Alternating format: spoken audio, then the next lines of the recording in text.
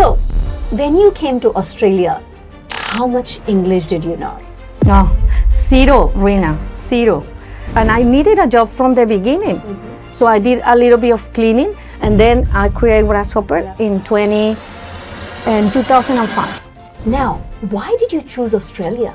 I chose Australia because you, as a student, you are able to work. You needed to work in order to live because it's an expensive country. Work, live, and you have the work-life balance here. Yes, it's perfect.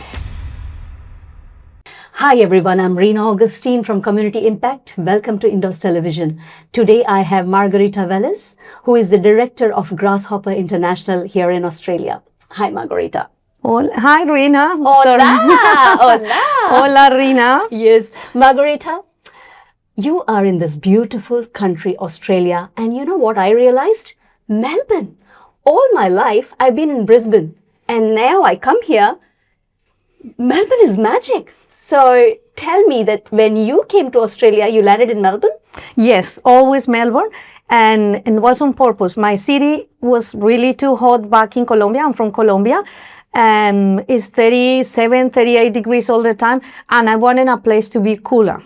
So I decided Melbourne, also because the artistic part, because it's very popular with coffee. I love coffee, restaurants. So definitely, from the first time, I chose Melbourne, and that was such a good choice. Margarita, you have been in the education industry for over 20 years now, but you came to Australia as a student. Now, why did you choose Australia? I chose Australia because you, as a student, you are able to work. I was in between US, Canada, and Australia. Canada, you cannot work while you're doing English courses. In US, you can work, but only in the campus where you study. And Australia allows you to work part-time, which was fantastic for me because I have to, I have the support of my parents, but you needed to work in order to live because it's an expensive country. That's right. That's right. What a great opportunity, isn't it? Work, live, and you have the work-life balance here. Yes, it's perfect. So, when you came to Australia, how much English did you know? Oh, zero, Reena, zero. I was studying school in and they offer us English, but to be honest, my best friend did all the homework for me. So I was very cheeky. She was doing all the tests. And she helped me to pass all the exams so I graduate, but zero English. So a funny story, when I arrived in Australia, I found this big sign that said, "Welcome to duty free." And I thought duty free was a country. And I thought, oh my God, I took the wrong plane. So that was how bad my English was. All right, welcome to duty free. Wow. Yeah, no, absolutely. English is a must in the country, The best part about Australia, what I like is everyone gets the equal opportunity. If you can speak it, you can communicate, you have the job, So now, when you landed, you studied English, followed by? I studied English, but then no English, how can I find jobs? And I needed a job from the beginning. So that is when Australia also offered me opportunity because a lot of, I couldn't do hospitality. I work in IT, like IT sales back in Colombia for Microsoft. I couldn't find a job in that area. Call center, I work in call centers. Without English was not possible. So I did a little bit of cleaning, which was fantastic, was good for me. All my supervisors speak Spanish. So I was like in sort of Miami, like working and studying English. After English, I did diploma in event management, and I really enjoy it. I have the opportunity to work and do internships and a lot of voluntary works in all the events in Melbourne. Melbourne Cup, Australia Open, the Grand Prix. So all the big events, L'Oreal Fashion. Oh, wow. All the big events, I did voluntary jobs and internships and yeah. So, talking about voluntary job, this is what I advise the students. When you come into this beautiful country, why don't you volunteer? Network. That's how you meet people and you learn, Exactly, So yeah. that really helped me also, because you just don't have to send your resume. They have to see you. They have to know you. Who are you? Exactly. That's how you make connections. I love that way. Yeah. So, Margarita, when a student arrives in Australia, what is the procedure that you help them with? We help them to settle, to find accommodation, to find jobs, to open the bank account, to have the first mobile phone, the SIM card, to do the tax file number, because they need a tax number to be able to find a job. And that is the sort of service we do in Grasshopper. Okay, and of course the admissions. Oh, no, because all the admission, all that part, we do it in the, from the origin country. All right. So if you can go through with me the whole procedure. So first the student contacts you. From that time till the student comes, what is the procedure? So I divide it in 5 stages. One stage is how the client contact us, and we do the first approach. We see what they want, which country, because we only don't offer Australia, we offer any country. So first we look what they want. Then we do the admission part. So we offer the schools, enroll them in the schools or institutions or universities where they want to study.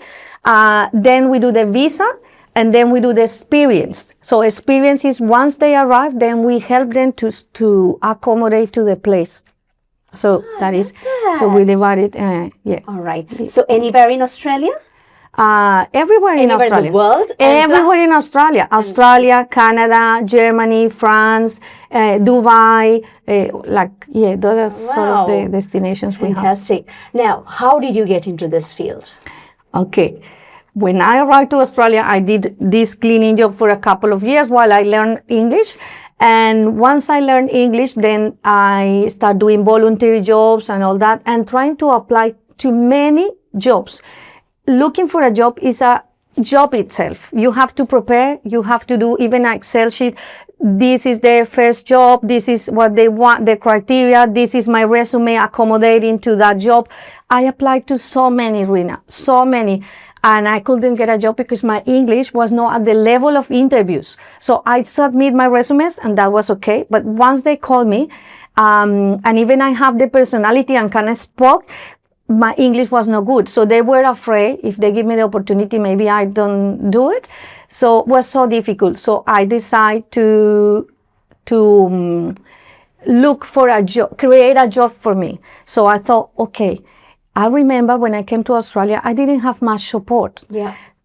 Why I don't offer to agencies offshore the possibility to be the person, like the ambassador for them in Australia, help the students to settle down, all the things that I explained before. And then I approached an agency, at that time was Grasshopper, and they say, no, we like it. And so many students go to Australia only for English for 6, 8, 10 months. But then once they're there, they like it. They want to renovate the visa. Why you don't do that? And then I created Grasshopper in 2005. So I love Grasshopper that. Australia. I love that. Anyone who comes to Australia, they love it. They want to be here because Australia is considered to be the land of opportunities. We've got the landscape, we've got the snow, we've got everything here. So boys and girls, ladies and gentlemen, Margarita Will is right here with us. Margarita, so your journey of life has been very incredible. You've been here in Australia for how many years now? 25 this year in January. So my question to you is, coming from Colombia and living in Australia, what do you miss? Reena, to be honest, I don't miss much. I used to, the food, the family. At the time that I arrived, we didn't have, WhatsApp and FaceTime and all this. So I have to go walk into a phone booth, put a card number, call my mom, winter, summer, autumn, windy, raining, and I call my mom with a coin. And then I miss it a lot. But nowadays, with all the technology, I really, I have her more closer than if we were in the same country, different city. Absolutely. The food, I don't miss it because we have a lot of entrepreneurs that import Colombian food. So you can find any product of Colombia in Australia, in all the main cities. I love that. And one of them is one of my students who create this company and import products from Colombia. All right. So you Cheeky get food. everything. I don't know if I can do advertising here, but cheeky food. It's called cheeky food. Cheeky foods. I like that. So everything here in Australia, you find it. So that's why you're not missing it. Yeah. Now tell me about the weather. The weather, Colombia is tropical, so they got different climate, depends of the city. But in Australia, that was also another surprise for me. We don't have seasons. So when I arrived to Australia in January, it was summer, and I was shocked. 8 p.m., 9 p.m. was day. And I was, how this is possible? How this can happen? Yeah. Like, this is crazy. So I love seasons. Yeah. The weather in Australia depends of the city, Melbourne, the city I choose. I really like it. You can have all the weather in one day, which I don't see it negative, I see it positive. That's right. You just have to be prepared. You bring a jacket, you bring umbrella, you have a single underneath, so you just adapt to it. I love it. I don't want to adapt. I'm happy in my Queensland with my 37 degrees. No, Reena. No, I love the weather in Melbourne. I like amazing, amazing. So, let's, Margarita, when we talk about women empowerment, what comes to your mind? Just being independent, do what you want to do, enjoy life, and don't take orders. I don't know. Okay, okay. So, if there's 3 things that you would like to tell the students that they should do in Australia, what would that 3 things be? Just have a plan, Okay. a goal in mind. When you have a goal in mind, what do you want to do? Then you look for the strategy, how you're going to get to that goal. And every day, do a little bit to that goal. So don't go to sleep without doing a little bit to achieve that goal that you have planned. That is what I would say. I like that. I don't know. All right. And anything else? 2 more things. Think about 2 more things. 2 more things. 2 more things to when you come to Australia. Like for a student who is here in Australia, what are the things that they should keep in mind? Anything apart from having a goal? Is there any other advice you would like to give? Just be genuine. If you studying, go to study.